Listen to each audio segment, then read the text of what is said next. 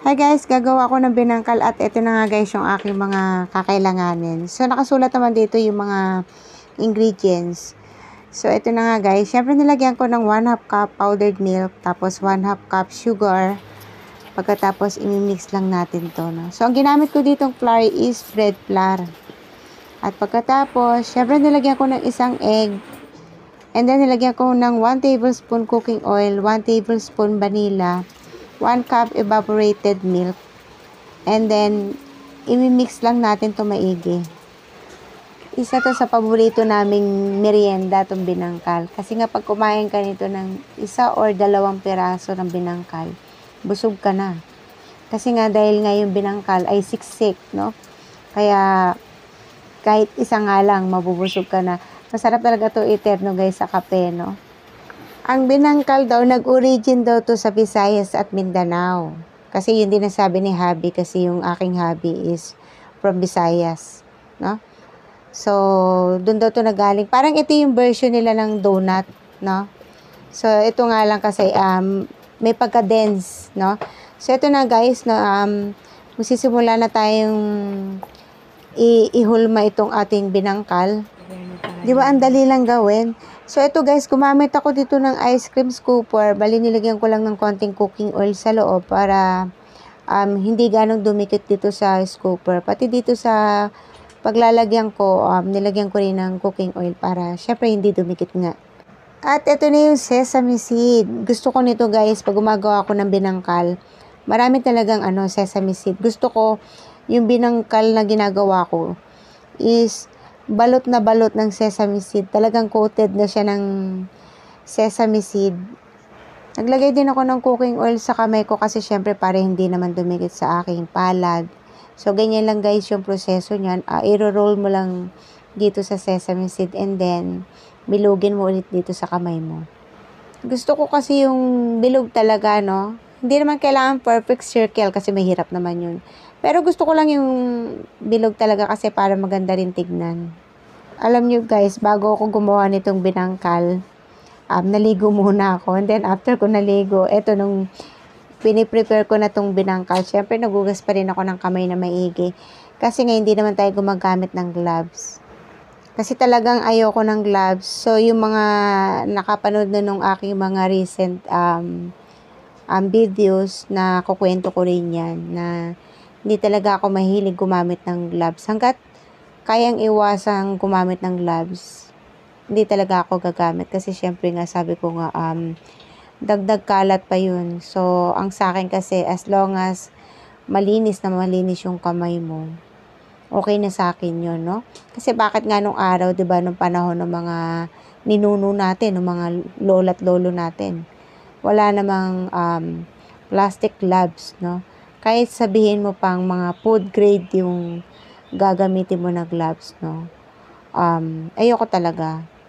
Pero syempre, hindi naman ako against sa mga gumagamit ng gloves, no? Kasi kanya-kanya naman tayo ng gusto, 'di ba? So, kung sino yung may gusto at kung sino yung ayaw. Kasi sa akin kasi ang naano ko talaga, syempre, ayoko na makadagdag ng dumi or kalat, no? Ang dami ng kalat sa Pilipinas, no? So anyway, ito na guys, ganyan lang kadali yan.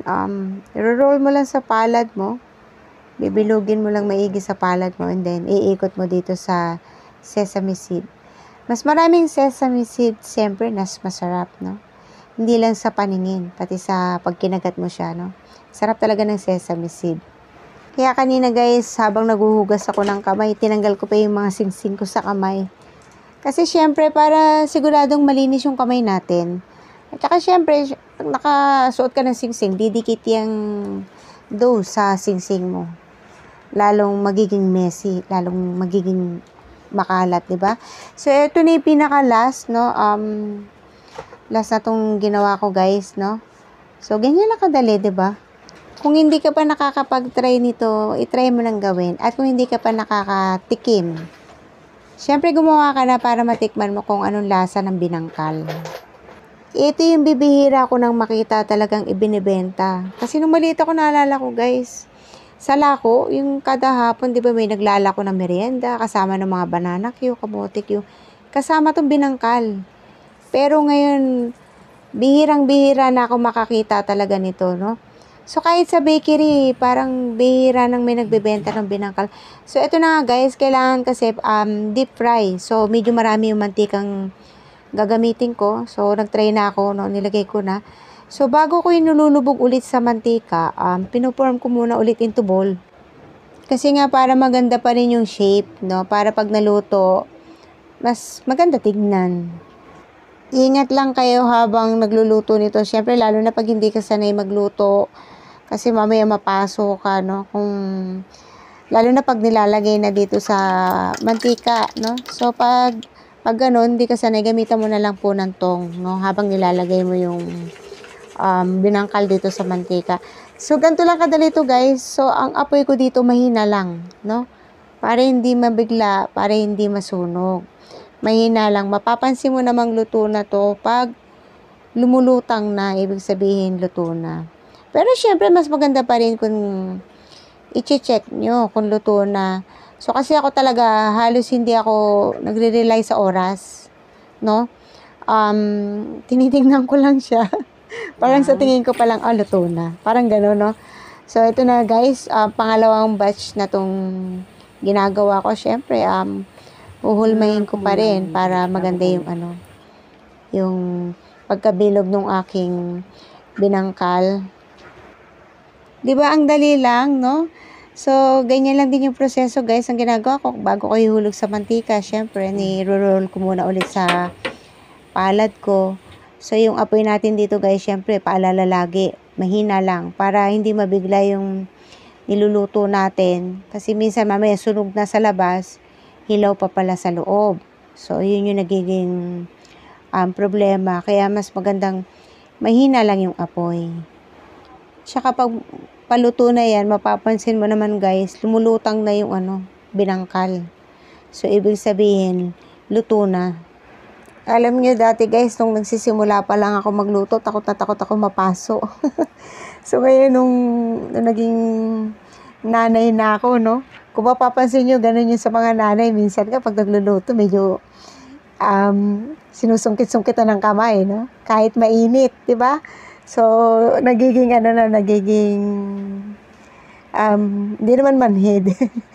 Mas parang, nasa lang yung tolerance mo sa init, di ba? Kumbaga.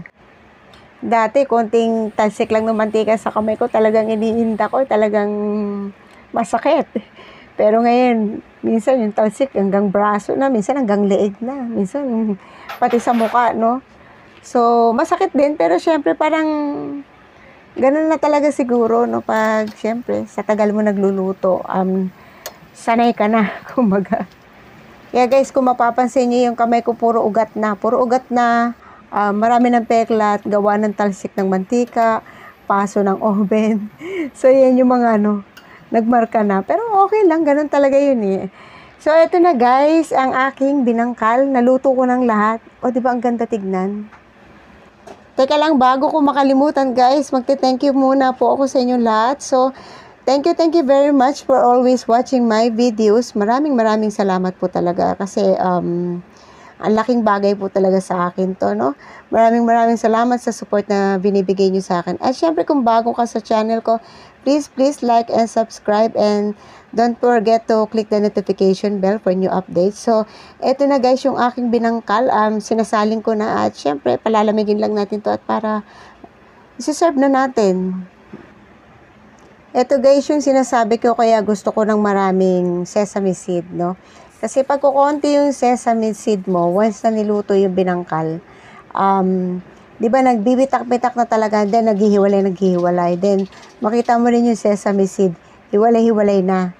Kaya talaga pag nagluluto ko ng binangkal, gusto ko yung maraming sesame seed talaga, no? So, ganyan yung itsura sa loob. Pwede rin yung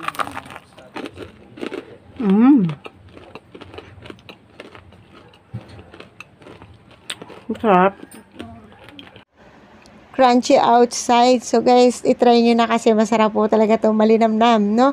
So that's it guys. Thank you for watching and God bless everyone. Bye-bye.